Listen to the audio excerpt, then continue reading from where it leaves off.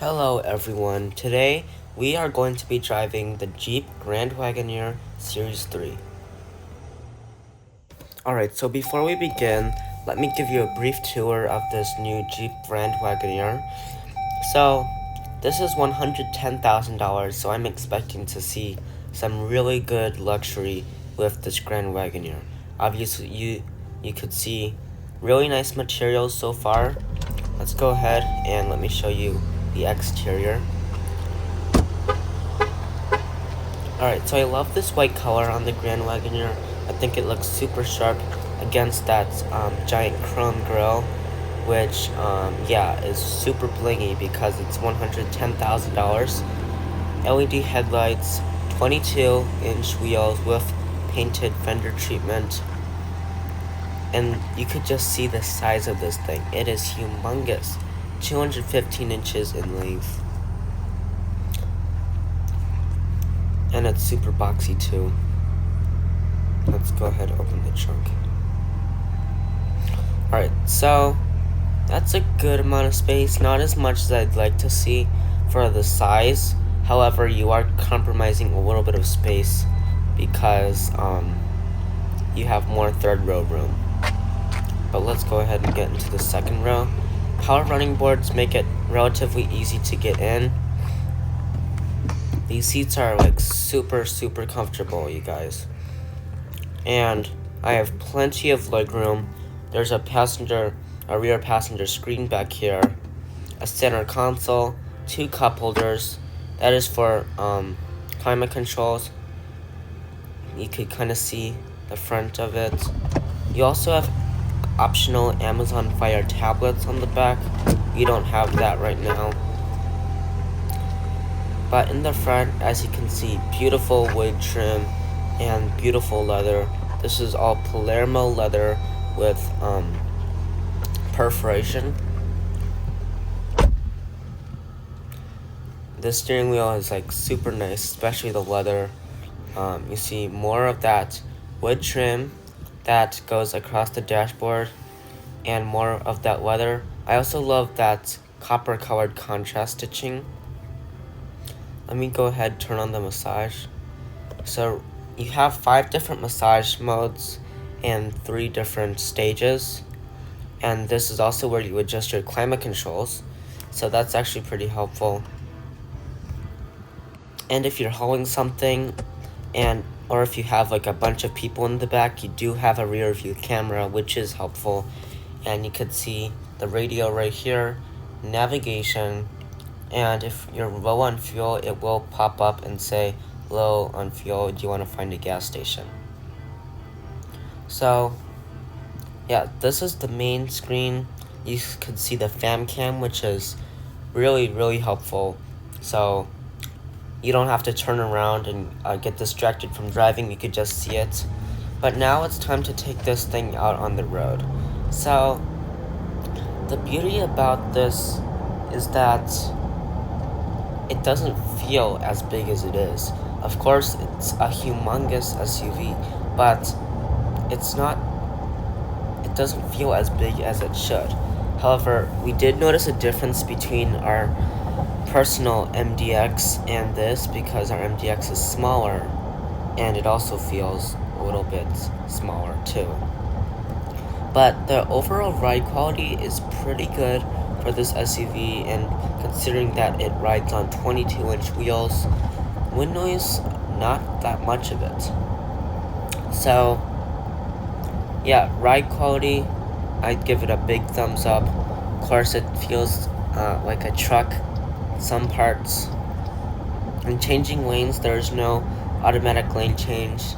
That is like where you could just push the turn signal and then it changes lanes for you automatically. None of that right now, but it's pretty easy. You have blind spot monitoring and a good sized mirror, so I think you should be fine with that.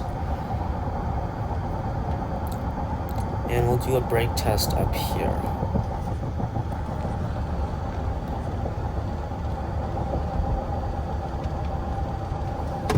Alright, so after the brake test, we'll be doing an acceleration test on the highway merging ramp. And the brakes actually feel kind of like, I don't know, like kind of wet or something. But let's do the acceleration test and I'll talk about both of that after this. And wow, this thing really takes off. We have 510 horsepower under that hood, and I'm pretty impressed with the power. However, I did feel like the back go down a lot. That can feel a little bit uncomfortable when you're driving. But overall acceleration, really good for this Grand Wagoneer, and considering that it weighs like 6,000 pounds. Now, talking about the brake test, I can't say the brakes felt good and secure because it kind of felt like you're pushing in mashed potatoes, and especially if you're gonna take a turn while you're braking, that's really what you shouldn't do. At least you have lots of glass in this car. I really love to see that. And my driver, who is up there right now, said that he had very good visibility in this Grand Wagoneer. And I'm sorry about that red screen. I don't know what is going on with that screen right now. It obviously doesn't look like that in real life, but filming on a phone may be a little bit different, so it may be red and white and purple, maybe. So I apologize for that in advance. So cruising down the highway, not that much tire noise, but I still notice a little bit because it has pretty wide tires. But wind noise is actually really good. My driver really likes the digital rear view mirror. Sometimes we haul around a lot of stuff on a vacation. Sometimes we have a lot of people in the car, so he really appreciates that. And well, let's go ahead and do the transmission evaluation in just a second.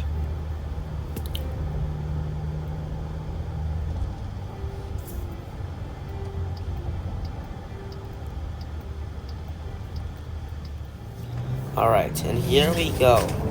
So we did take off pretty nicely. Transmission is relatively fast, nothing special like Ferrari or anything like that, but it is pretty fast, the transmission is, and I can't say anything bad about it besides the reliability, which is not cool. Like, the reliability of this transmission is absolutely terrible, and that's why you don't buy a Jeep. Well, most people don't buy a Jeep because of the reliability.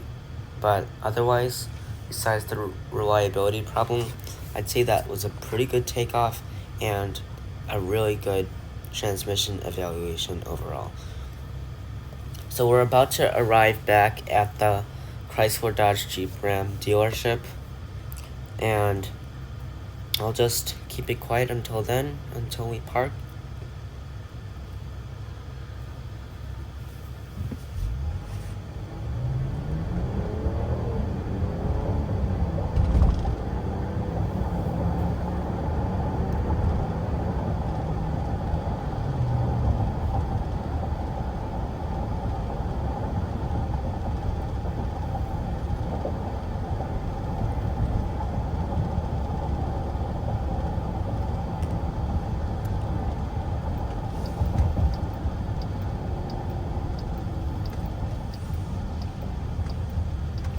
Alright, so parking this is fine. Like, you have pretty good lock to lock ratio. However, like, it's super long, and you're gonna have a harder time trying to like parallel park. There's right there, that black Wagoneer. That's the Wagoneer L. That's like absolutely humongous. I thought this was big enough, but they obviously Jeep didn't think that it was big enough. I really appreciate that camera right there, and as you can see, my driver is trying to park this humongous vehicle, and of course the best parking space is right behind a pickup truck. So it's I can't say it's easy to find a good parking spot, even in a parking lot like this, like with a bunch of cars, but yeah, you will have a harder time with parallel parking. Thank you so much, guys, for watching this video. Hope you have a good day, afternoon, night, whatever it is for you. Thank you so much for watching this video, and I'll see you next time.